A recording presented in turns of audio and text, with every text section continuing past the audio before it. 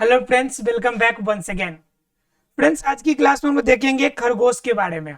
जानेंगे कि खरगोश के अंदर किस तरह से स्ट्रक्चर होते हैं और उनके बॉडी के अंदर किस तरह से फंक्शन काम करते हैं।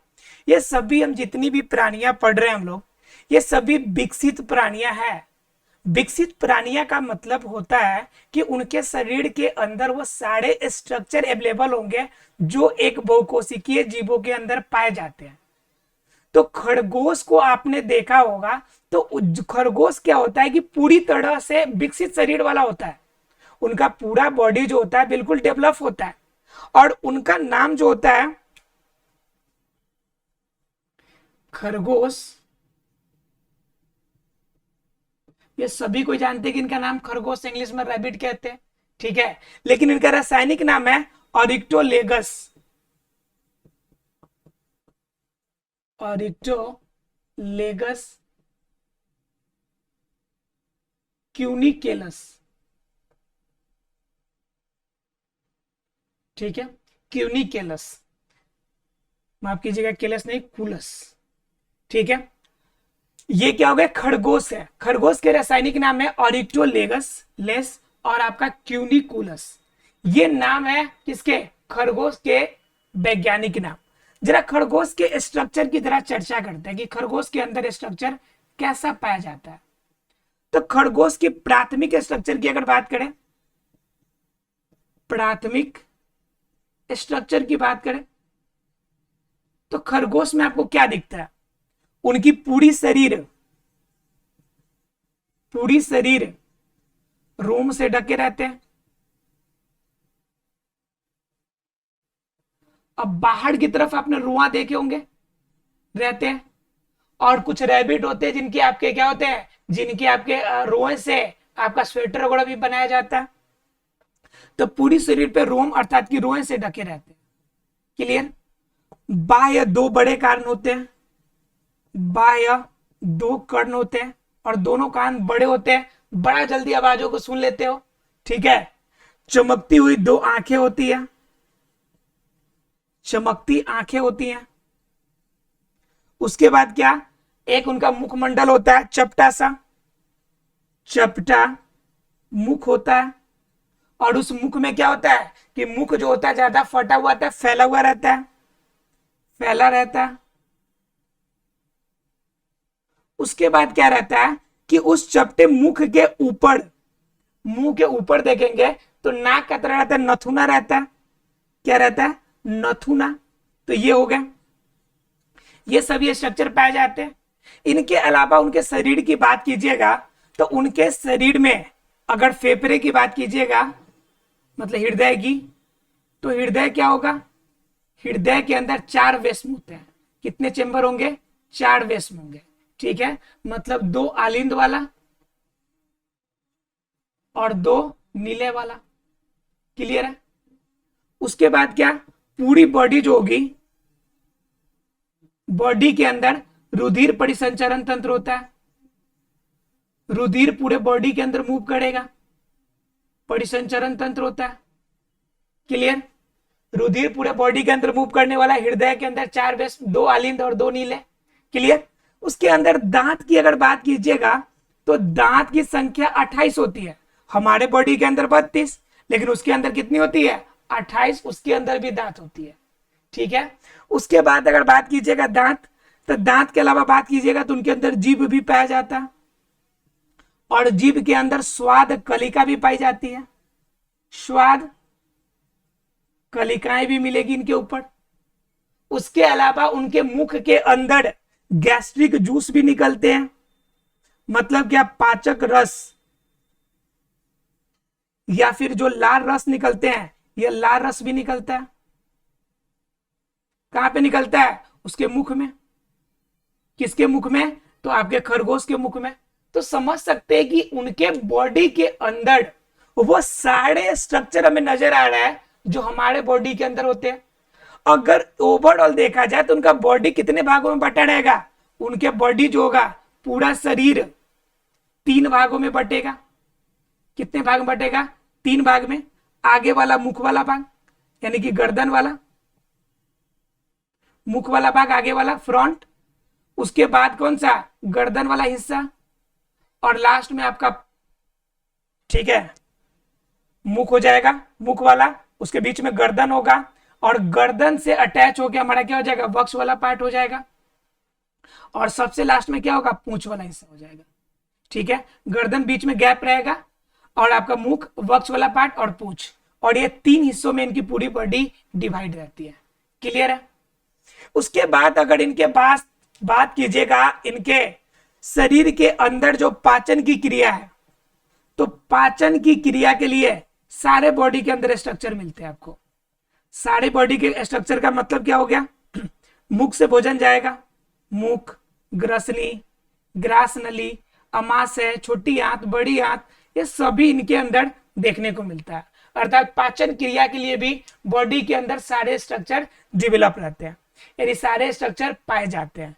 तो इस तरह से अगर कुल मिलाकर देखें आप, तो कह सकते हैं कि इनके बॉडी के पार्ट जो होते हैं काफी ज्यादा क्या रहते हैं, एक तरह से विकसित कंडीशन में रहते हैं, और विकसित कंडीशन में होने की वजह से यह किसी भी रूप में हमारे बॉडी से कमजोर देखने को नहीं मिलते हैं। ठीक है, क्लियर है? अगर ये क्लियर हो गया तब जानेंगे हम लोग इसके बारे में, इसके एक एक अंग तंत्र के बारे में थोड़ा सा हम लोग चर्चा करेंगे। ठीक है, बेसिक रूप में इनके एक एक अंग तंत्र के बारे में हम लोग जानते हैं। चलिए बात करते हैं इसके क्या कहते हैं, पाचन तंत्र के बारे में। अर्थात खरगोश के शरीर के अंदर उसकी जो पाचन तंत्र होते हैं वो कैसे विकसित रहते हैं। हम बात किसकी कर रहे हैं, पाचन तंत्र की। किसकी पाचन तंत्र की, तो खरगोश के पाचन तंत्र की। तो पाचन तंत्र मुख्य रूप से 2 भागों में बटा रहेगा। एक होगा आहार नाल, और दूसरा क्या होगा, पाचक ग्रंथियां, जहां से पाचक रस निकलेंगी। क्लियर है? पाचक ग्रंथियां और आहार नाल 2 अलग अलग रूप में हमें मिलेंगी। एक आहार नाल मिलेगा और दूसरा क्या मिलेगा, पाचक ग्रंथियां मिलेंगी। अब बात कर लेते हैं जरा सा आहार नाल की। तो आहार नाल की शुरुआत होती है मुख से। कहां से होती है, मुख से। अब मुख की बात कीजिएगा तो मुख में आपका जीभ मिलता है। क्या मिलता है, जीभ। और जीभ के अंदर आपकी, मैंने बताया कि स्वाद कलिका पाई जाती है। कितने प्रकार की, 4 प्रकार की स्वाद कलियां मिलेंगी। स्वाद कलियां मिलेंगी। ठीक है, और ये स्ट्रक्चर जो होती है, जीभ वाला स्ट्रक्चर, इसके कंठ तक फैला रहता है, कंठ के साथ अटैच रहता है। क्लियर है? अब क्या कीजिएगा, मुख के अंदर दूसरी जो इंपॉर्टेंट पार्ट होती है वो होती है दांत। क्या होती है, दांत। और दांतों की कुल संख्या की बात कीजिएगा तो कुल संख्या होती है 28। कुल संख्या क्या होती है, 28 होती है। और अगर दांतों की बात कीजिएगा तो दांतों की जो 28 आपकी होती है, उनके लिए एक सूत्र आपको याद रखना है, आपको उससे आप आसानी से याद रखेंगे। उनका क्या सूत्र है, 2033 1000 क्या 13 1023 ये एक सूत्र है। इस सूत्र से इनके दांतों की संख्या को आप याद रख सकते हैं। इनके दांतों की संख्या को 2 से गुना कर दीजिएगा, आंसर आपको ऑटोमेटिकली आ जाएगा। ठीक है, कैसे, ये 2 3 3 मतलब क्या, पहले 2 का मतलब क्या, 2 इंसीजर। ठीक है, K9 इसके में नहीं पाया जाता है। ठीक है, 3 इसके अंदर क्या मिलेंगे, प्रीमोलर, और 3 मिलेंगे मोलर। ध्यान समझिएगा, इंसीजर 2 K9 0, प्रीमोलर 3 और मोलर 3। ये ऊपर जबड़े की बात कर रहे हैं। नीचे की बात कीजिएगा तो 1 इंसीजर मिलेगा, 0 K9 मिलेगा, यानी कि 0 क्या मिलेंगे, K9 मिलेंगे। उसके बाद क्या हो गया हमारा, इसके बाद 2 मिलेंगे आपको प्रीमोलर। ठीक है, और 3 मिलेंगे क्या, मोलर। इसमें मोलर 3 मिलेगा और प्रीमोलर 3 मिलेंगे। एक बार काउंटिंग करके देखते हैं कि 28 पहुंचता है कि नहीं। तो 2 ये हो गए, 3 ये हो गए और 3 ये हो गए, तो कितने हो गए, 8। 8 में 2 से गुना कर दिए तो 16। नीचे गुना कीजिए, 1 और 2 1 3 3 6 हो गया। 6 में 2 से गुना कर दीजिए तो 12। और कुल कितने हो गए, कुल इनके पास दांतों की संख्या कितनी हो गई, 28 हो गई। एक खास बात जो इसके बारे में याद रखना है आपको कि इसके अंदर दो तरह की दांत निकलते हैं। जैसे हमारे शरीर में दूध वाला दांत निकलता है, और दूध वाला दांत जब खत्म हो जाता है तब आपका परमानेंट दांत निकलता है। परमानेंट यानी कि अस्थाई दांत निकलते हैं। तो ये क्रिया इसके अंदर भी होगा। दूध वाला दांत गिरेगा तब यह 28 पूर्ण रूप से मिलेगा और वह दांत आपका परमानेंट होगा। क्लियर है? तो मुख के अंदर की क्रिया समझ में आ गई। अब मुख के अंदर जब क्रिया समझ में आ गई तो मुख से जब भोजन जाएगा तो कहां जाएगा भाई? तो मुख से जब भोजन आगे की तरफ बढ़ेगा तो मुख से पहुंचेगा ग्रसनी के पास। कहां पहुंचेगा? ग्रसनी के पास। और ग्रसनी भोजन को ले जाकर किसे देगा? ग्रास नली को। किसे देगा? ग्रास नली को। ग्रास नली अगर भोजन को आगे बढ़ाए तो कहां पहुंचाएगा? अमाशय के अंदर पहुंचाएगा। किसके अंदर पहुंचाएगा? अमाशय के अंदर। यानी भोजन का क्रम ठीक उसी प्रकार से जाएगा जैसे हमारे बॉडी के अंदर होता है। अब अमाशय के अंदर भी अगर भाग देखेंगे तो उसके अंदर भी आपको आहार नल का, अमाशय के अंदर भी ठीक उसी प्रकार से भाग मिलेगा, थैला मिलेगा जैसे हमारे बॉडी के अंदर मिलता है। जैसे देखिए ये हमारा ओसोफेगस वाला पार्ट आ गया। ठीक है, ठीक है। ये हमारा क्या हो गया? आहार नल वाला भाग आ गया, आहार नल का। ठीक है, ये हमारा क्या हो गया? ये भोजन को आगे ले जाने वाला भाग हो गया। ये हमारा फुंडरिक भाग हो गया, फुंडिक भाग हो गया। ये वाला भाग हमारा क्या हो गया? कार्डियक वाला भाग हो गया। ठीक है, मतलब कि भोजन अंदर प्रवेश करेगा, पाचन की क्रिया नॉर्मल होगी और फिर नॉर्मल होने के बाद ये भोजन अमाशय से आगे की तरफ बढ़ेगा और आगे बढ़ के कहां जाएगा? डेडुनम में। ये आगे बढ़ेगा और आगे बढ़ने के बाद पहुंचेगा छोटी आंत में। कहां पहुंचेगा? छोटी आंत में। और छोटी आंत में भी कहां पहुंचेगा? तो डेडुनम में। कहां पहुंचेगा? डेडुनम में, जिसे हिंदी में कहते हैं ग्रहणी। क्या कहते हैं? ग्रहणी। इसके छोटी आंत के ग्रहणी में पहुंचेगा। और यह जो छोटी आंत की लंबाई होगी यह आपका क्या होगी? 10 से 15 सेंटीमीटर लंबी होगी। 10 से 15 सेंटीमीटर ये क्या हो सकती है? लंबी हो सकती है छोटी आंत की। और यह कुंडलित अवस्था में रहती है।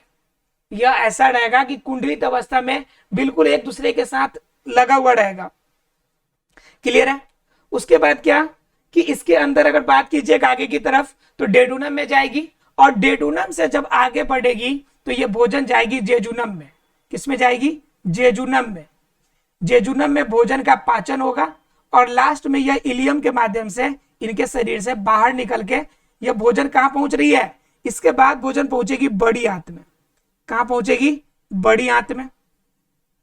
और बड़ी आंत में पाचन की क्रिया तो जनरली कम और शोषण की क्रिया ज्यादा होती है।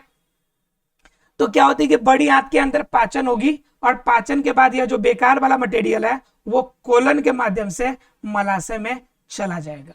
तो ये इसके अंदर पूरी पाचन की क्रिया होगी। अब बीच में क्या होगा कि छोटी आंत को आपको पचाने के लिए तो फिर क्या चाहिए? पाचक रस चाहिए। तो पाचक रस के लिए अलग से आपका यकृत और अग्न्याशय जो होते हैं अवेलेबल होते हैं। इसके अंदर क्या क्या मिलेगा? यकृत भी मिलेगा, अग्न्याशय भी मिलेंगे, दोनों मिलेगा। और पता है कि दोनों किसका पाचन करता है? दोनों के अंदर जूस निकलेंगे, अग्न्याशयी जूस और यकृत के अंदर यकृत वाला जूस। जैसे हमारे बॉडी के अंदर 5 से 6 लीटर गैस्ट्रिक जूस निकलते हैं पचाने वाला, वैसे ही इनके अंदर भी जूस 1 से 2 लीटर निकलते हैं पचाने वाला। उसके अंदर भी यकृत जो होती है ग्लाइकोजेन को स्टोर करती है कि जब कभी भी भोजन की कमी हो तो उसे क्या करेगी? फिर पूरा करेगी। अग्न्याशय क्या करेगी? इसके अंदर भी लैंगरहैंस की दूपिकाएं होती है जिनसे इंसुलिन का स्राव होगा, इनके बॉडी के अंदर ग्लाइकोजेन की मात्रा को कंट्रोल करेगा। तो मतलब क्या कि जो स्ट्रक्चर आप अपने बॉडी के अंदर देखते हैं पाचन की क्रिया में, ठीक उसी प्रकार से जो जाल की संरचना बनती है, आप जाल की संरचना देखिए तो गोल जाल की संरचना ठीक उसी प्रकार बनेगी जैसे हमारे बॉडी के अंदर बनती है। क्लियर है फ्रेंड्स?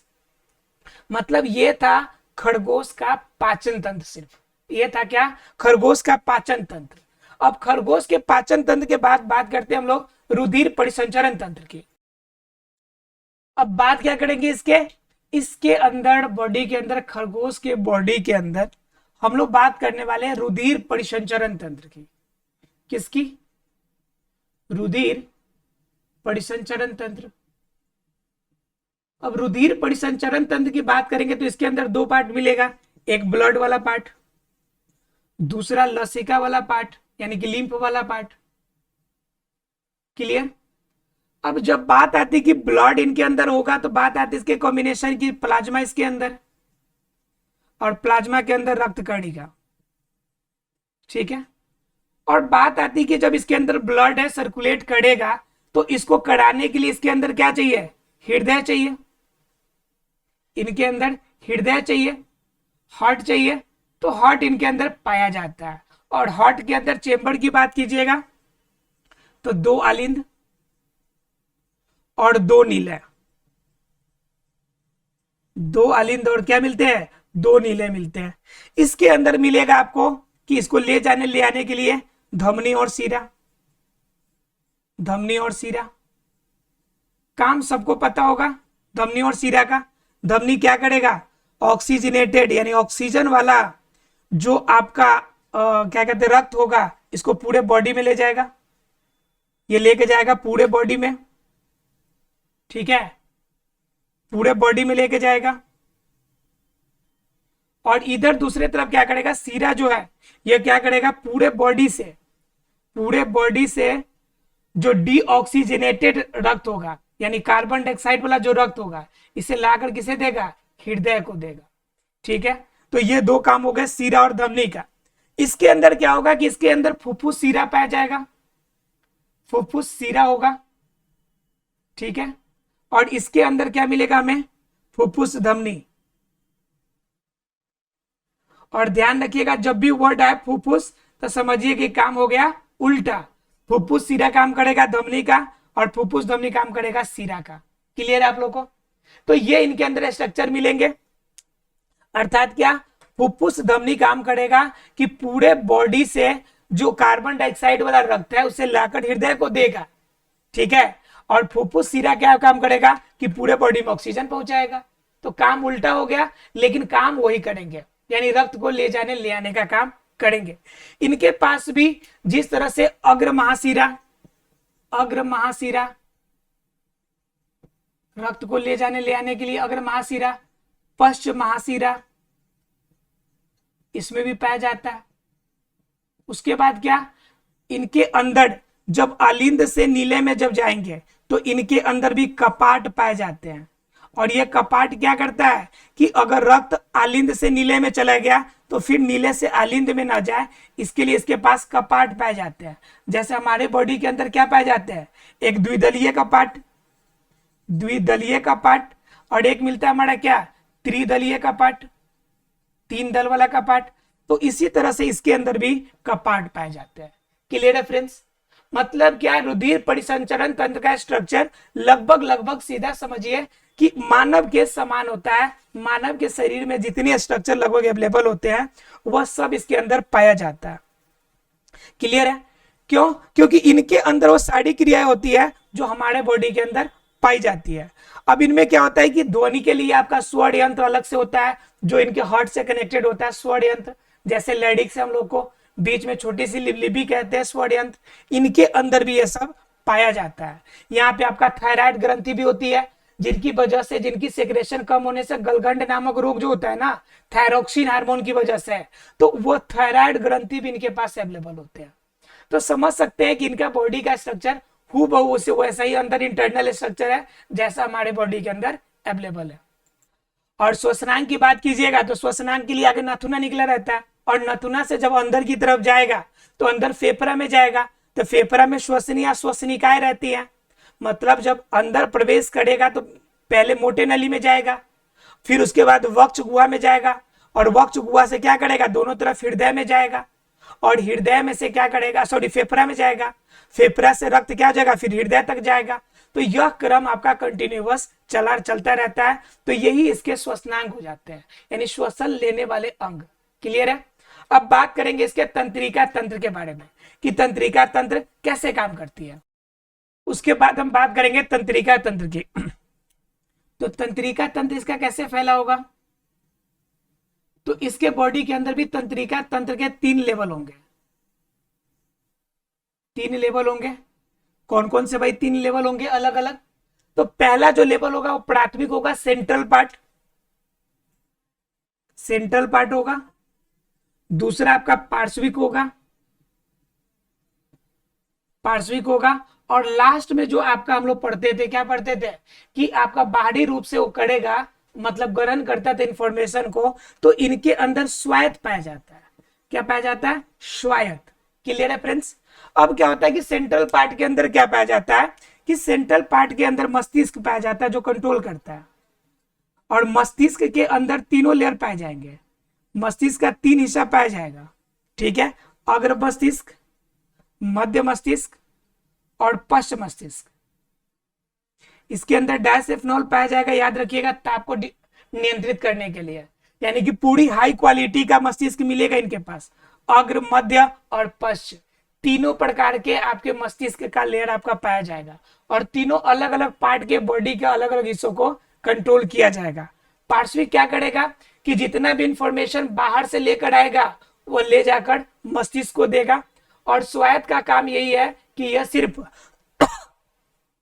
पार्श्विक भागों को इतला करेगा, सिर्फ बतलाएगा कि बाहर कोई इंफॉर्मेशन मिलने वाली है, ठीक है? इसके अलावा अगर बात कीजिएगा तो ये तो तंत्रिका तंत्र के अलावा इनके अंदर कुछ ज्ञानेंद्रिया होती है जो इनसे ज्यादा काम करती है, ज्ञानेंद्र, ठीक है? यानी कि सेंस ऑर्गन, सेंस ऑर्गन्स। तो सेंस ऑर्गन्स में क्या क्या मिलेंगे इनके? पहला नंबर तो तापग्राही होता है। क्या होता है? तापग्राही, यानी कि तापमान की वजह से बॉडी को क्या कर लेता है, समझ जाता है कि कोई खतरा आने वाला है, तापग्राही। दूसरा नंबर क्या होता है कि प्रकाशग्राही होता है। लाइट की वजह से भी अपने आप को क्या करता है, सचेत कर लेता है। देखिएगा कि तुरंत बड़ी तेज भागने वाला है। यह शाकाहारी जीव होता है और शाकाहारी में बहुत तेज भागने वाला होता है, बहुत तेज भागता है खड़ा। जब भी कोई तेज रफ्तार से कोई काम करता है तो उसको हम लोग खड़ा से सूचित करते हैं। खड़ा का मतलब होता है खूब फास्ट, खूब चालाक, खूब दिमाग का तेज और फास्ट काम करने वाला। तो वही तापग्राही होगा, प्रकाशग्राही होगा। इसके अलावा क्या होता है कि इनके अंदर क्या होता है कि स्पर्शग्राही भी होता है। स्पर्शग्राही और स्वादग्राही। स्वादग्राही मतलब तापमान की वजह से सचेत होगा, प्रकाश की वजह से किसी चीज में टच करे उससे, और स्वादग्राही किसी चीज को टेस्ट करके खतरा को भाप लेगा। तो ज्ञानेंद्रियों में 4 ज्ञानेंद्रियां इनके अंदर मुख्य रूप से काम करती है। मुख्य रूप से 3 का ही है, क्योंकि प्रकाशग्राही और तापग्राही दोनों एक ही में आ जाता है। तो इनके अंदर 3 मुख्य रूप से ग्राही हो जाएंगे, एक तापग्राही, स्पर्श और स्वादग्राही। क्लियर है? तो 3 आपके क्या हो गए, इनके ज्ञानेंद्रिया के रूप में काम करते हैं। अब ज्ञानेंद्रिया हो गया, तो ज्ञानेंद्रिया से काम नहीं चलता है, इनके पास और भी पाए जाते हैं। जो मेन रोल करता है आपका सुनने का, वो होता है इसका कर्ण, इसका कान। और कान के भी इसके 3 पार्ट होते हैं, आपका पश्च वाला, मध्य वाला और पीछे वाला। यानी पीछे वाला, मध्य वाला और अग्रभाग आगे वाला, यानी कि सबसे ऊपर वाला। इससे मेन ये सुनने का काम करता है। जनरली कोई बात जब जल्दी सुन लेता है तो कहता है कि खड़ा के जैसे कान उठा के रखता है, हमेशा कोई बात तुरंत सुन लेता है। तो ध्यान रखिएगा, इसका कान जो होता है बहुत पतला होता है और काफी कम समय में किसी भी चीज के वाइब्रेशन को समझ लेता है। इसलिए कोई भी इंफॉर्मेशन बहुत जल्दी है भाप लेता है और उसके अकॉर्डिंग रिएक्शन भी बहुत जल्दी देता है। क्लियर है? तो समझ सकते हैं कि खरगोश के ये सारे पार्ट आपके कितने इंपॉर्टेंट हो गए। तो ये हो गए इसके तंत्रिका तंत्र वाले पार्ट। अब बच जाते हैं कि इनके बॉडी के अंदर की मूल तंत्र, आपका जो मूत्र तंत्र है, ये भी काम करता है अलग रूप में। तो मूत्र तंत्र जो होता है वास्तव में जो मेल और फीमेल का पार्ट होता है, यह वास्तव में इनके जो मैथुन अंग होते हैं, मैथुन अंग जो होता है वास्तव में मूल तंत्र में मुख्य भूमिका निभाते हैं। इनके अंदर वृक्क जो सेम के बीज के समान स्ट्रक्चर पाया जाता है वो पाया जाता है। इनके अंदर भी ग्लोमेरुलस फिल्ट्रेशन होता है, ग्लोमेरुलस फिल्ट्रेशन पाया जाता है। इनके अंदर भी आपको बोमेन संपुट मिलेगा, बोमेन संपुट मिलेगा। इसके अंदर जो वृक्क की सबसे छोटी इकाई जिसे हम लोग नेफ्रॉन कहते हैं, या नेफ्रॉन का स्ट्रक्चर भी यहाँ पर देखने को मिलेगा। और मैथुन अंग से जो यूरिक अम्ल वाला जो इनके अपशिष्ट है यह आपका शरीर से बाहर निकलता है। ठीक है, मूत्र तंत्र के बाद बात आती है जनन तंत्र की। किसकी बात आती है? जनन तंत्र की। तो जनन तंत्र में दोनों हो जाएगा, एक मदा हो जाएगा और एक नर जनन तंत्र हो जाएगा। तो मदा जनन तंत्र के अंदर 2 जोड़ा अंडाशय है, 2 जोड़ा अंडाशय है। ठीक है, अंडवाहिनी, अंडवाहिनी। उसके बाद क्या, इसके अंदर और क्या पाए जाएंगे? इनके अंदर अंडाणु निकलने की आपको सुविधा, इनके अंदर एस्ट्रोजन हार्मोन का स्राव, एस्ट्रोजन का स्राव, ये सब इनके अंदर, इसके अंदर सब मिलेंगे, एस्ट्रोजन मिलेंगे, इसके बाद योनि भी मिलेगा इसमें। ठीक है, उसके बाद क्या, नड़ में जाइएगा तो नड़ में वो सारे कुछ मिलेंगे। काउपड़ ग्रंथि मिलेगा आपको, काउपड़ मिलेगा, शुक्राशय मिलेगा, शुक्राशय मिलेगा, वृषण मिलेगा। ठीक है, ये सभी स्ट्रक्चर इसके अंदर पाए जाएंगे। और खास तौर से ये बात है कि मैथुन के लिए अंग भी पाया जाएगा जिनसे ये क्या करेंगे, शुक्राणु का ट्रांसफर करेंगे। ये स्ट्रक्चर भी इनके अंदर पाया जाता है, अर्थात इनके अंदर आंतरिक निषेचन, अंतर निषेचन की क्रिया होती है और इनके अंदर ये सारे स्ट्रक्चर अवेलेबल होते हैं। आशा फ्रेंड्स क्लियर हो गया होगा खरगोश के बारे में। अगले क्लास में हम लोग अब संरचना को आगे बढ़ाएंगे। ये चैप्टर हमारा खत्म हो गया। अब अगले क्लास में हम आपको कुछ प्रैक्टिकल दिखाएंगे, आपको यंत्र और तंत्रिका, यंत्र और तकनीक के बारे में, जिसमें हम माइक्रोस्कोप वगैरह के बारे में चर्चा करेंगे। मिलते हैं अगले क्लास में, तब तक के लिए thank you very much friends.